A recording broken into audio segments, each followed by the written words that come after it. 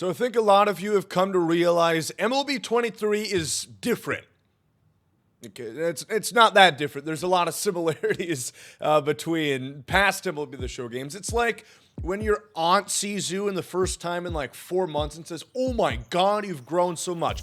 Kind of like that. And I do think this game has grown for the better and continued to still hit that no money spent aspect. Very easy to get great cards that you want to use without spending a dime, but it does create an interesting conversation with collections and live series in particular. You see here, I have done the free agents, the Twins, and the Brewers because I needed these two cards, the captains, for a certain video that I was doing.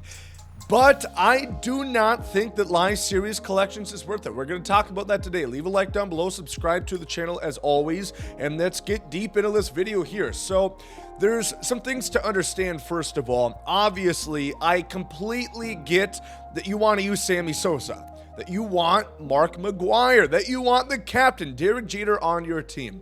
For those three reasons, if you really, really want the names alone, yes, I do think collections are worth it. Yes, I do think that they're going to get other diamond cards in the future, but I think it's a pretty safe bet. This is probably the best Sammy Sosa that we're going to see year-round. I mean, Christ, this is basically an endgame card. This is exceptional. So, yes, if you want the top end of these three, I absolutely get why you would do collections, but if you're looking for the best team, very good cards, it's not really in live series collections, and we'll talk about why that is. Partly it's due to set collections, partly it's due to programs, team affinity, the XP reward path, and so many different avenues. I guess we'll start here. First and foremost, let's go to the Season 1 XP reward path. We've obviously finished it with flying colors. They've made XP very obtainable, and this has also been going on for about a month now. So yes, I've been able to get up to, 220,000 to get the first boss pack. Just take these two cards at face value. Don't add in who's Murakami. Don't add in who's Mark McGwire. You see these stats. Max power, 110, 113. Yes, he's parallel 2 here. But 110 contact plus both sides. Clutch over 100. He's got a gold defensive shield at third base. Can also play a decent first. And he's got 70 plus speed.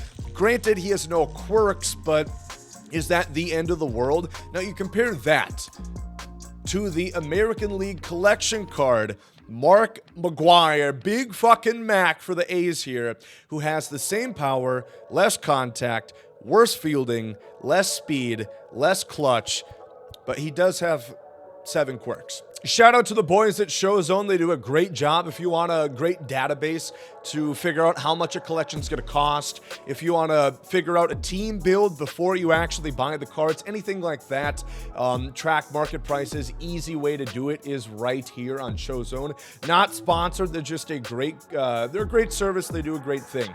But you can see how much this stuff costs.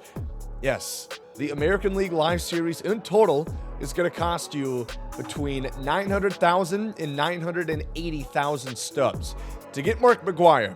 So you can do that, or you can get Murakami for free. Or if you don't want to grind out 220k XP, you could buy him for 30,000. You see what I mean here? Like, there's not really anything that Mark McGwire is better at except for a name. That people grew up watching Mark McGwire, Cardinals fans, A's fans, and just baseball fans in general. It's pretty cool to have Mark McGwire on your team. And yes, I know somebody's going to say it. This is a core card. McGwire's going to stick with your team the entire year. Well, Murakami, he is a set 1 card. So once the season expires, once we get to season 3, set 1 cards have restrictions, and that is going to be landing on July the 7th. You go back into one of my previous videos there, how wild cards work. You can use every single card again. You just can only use one at any given point. So you don't have to make a choice between Mike Trout, Trey Turner, Rafi Devers, Munetaka Murakami. You can make a choice for one game at Mike Trout, then the next game maybe you want to use Trey Turner. Then the next game, you want to use Rafael Devers. So these cards are, one, going to still be very usable in events. You're going to use them all the time for offline grinding stuff too. Some things are restricted, like certain mini seasons and certain conquest maps.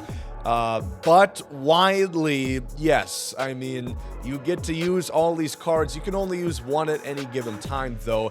And on top of that, if you look at the season-by-season basis, right, we're going to get Season 2 Team Affinity once Season 1 expires. You know, in 20 days, that is at the time I'm recording this, there's going to be a whole another month, or rather 2 months, damn near, like 7-ish weeks is the quota they've pretty much stuck with so far, and you're going to get even more cards. So if you catch my drift here, yes, you can only use one card, and maybe you want to use like the Chipper Jones instead of Murakami, because I think right now Chipper is the best hitter in the game, top to bottom. I mean, switch hitting, everything about this card is just fan-fucking-tastic.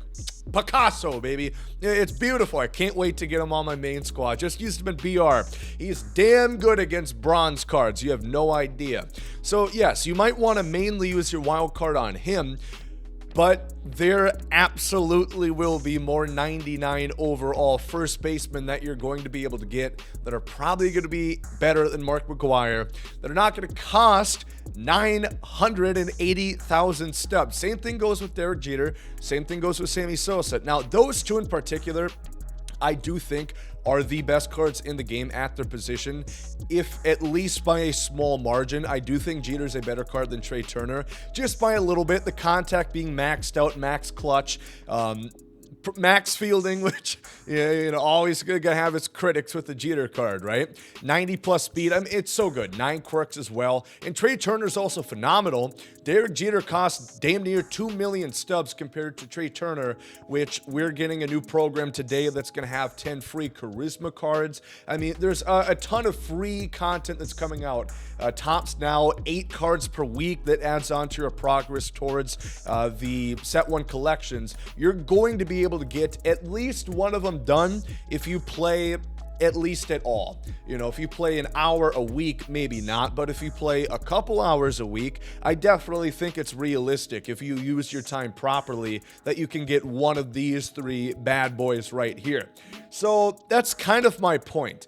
There's really not a point of getting the Live Series collections done unless you just want the big names at their best. Derek Jeter, Mark McGwire, Sammy Sosa. Because if you look at the other entries right here, these are captain cards. I do have a suspicion that they're going to change these because, again, if you've played this game, you kind of notice you don't see these captains in there at all. I think there'd be a fair share of people who would almost forget that this was even a feature in the game. They see the C, the crest, the captain, they're like, oh, that's cool, I guess. The captain, sure. They probably don't realize the boost to it because it's not really worthwhile. I mean, Live Series, yes, it's difficult. You look at Todd Helton right here.